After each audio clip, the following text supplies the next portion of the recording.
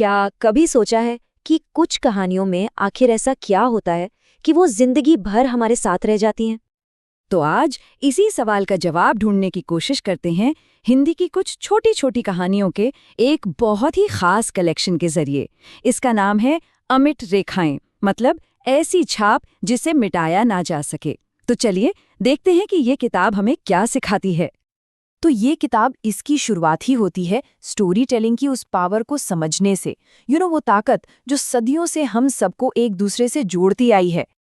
और देखिए, बात सिर्फ एंटरटेनमेंट की नहीं है। किताब की माने तो ये कहानियां असल में मॉरल और हिस्टोरिकल लेसन्स हैं। इनको रचा ही ऐसे गया है कि ये हमारे मन पर एक पक्की छाप छोड़ दें, एक अमिट रेखा खींच दें। अच्छा, इस बात को और अच्छे से समझने के लिए सीधे पहली कहानी पर चलते हैं। तो कहानी है एक कलाकार की जिसका नाम है रथिक। बहुत ही टैलेंटेड है और वो कोशा नाम की एक स्त्री पर मोहित है। अब रथिक कोशा को इम्प्रेस करने के लिए क्या क्या नहीं करता।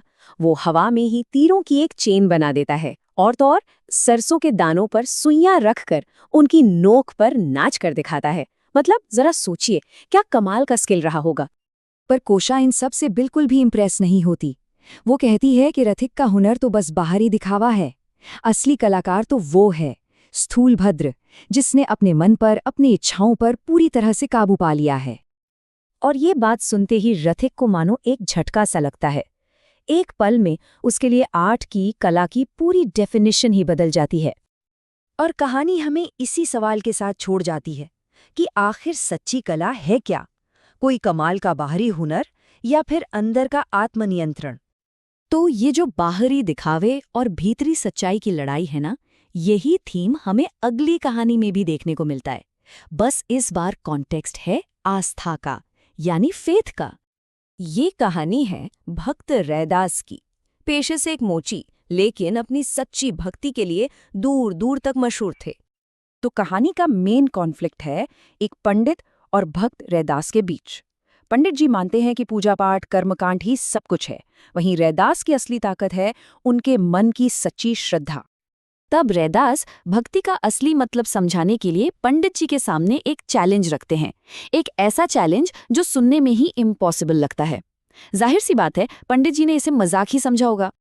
लेकिन फिर वो चमत्कार होता है जो रैदास की सच्ची आस्था का सबूत दे देता है। एक ऐसा नजारा जिसे देखकर पंडित जी के तो सच में होश ही उड़ गए। लेकिन पंडित जी का लालच और उनकी दिखावे की भक्ति आखिरकार उन्हीं पर भारी पड़ जाती है। वो उस बाहरी चमक दमक में ऐसे फंसते हैं कि अपने ही जाल में उलझ जाते हैं। तो ये कहानी भी हमें एक बहुत जरूरी सवाल पर लाकर खड़ा कर देती है। असल में कीमती क्या है, बाहरी रस्मों रिवाज या फिर मन की सच्चाई और पवित्रता?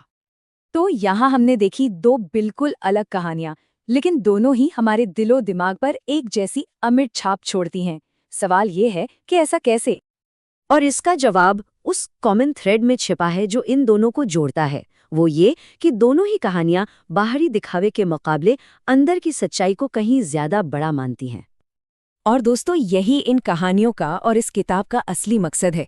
ये सिर्फ टाइम पास के लिए नहीं है, ये बनी ही इसलिए है ताकि हमारे जहन पर एक मॉरल लेसन की एक पक्की छाप छोड़ जाए। और यही वजह है कि ये सिंपल सी हगने वाली कहानियां आज भी इतनी रेलेवेंट हैं। ये हमें चैलेंज करती हैं कि हम सतह से नीचे देखें और अपनी वैल्यूज़ पर सवाल उठाएं कि हमारे लिए सच में क्या मैटर करता है।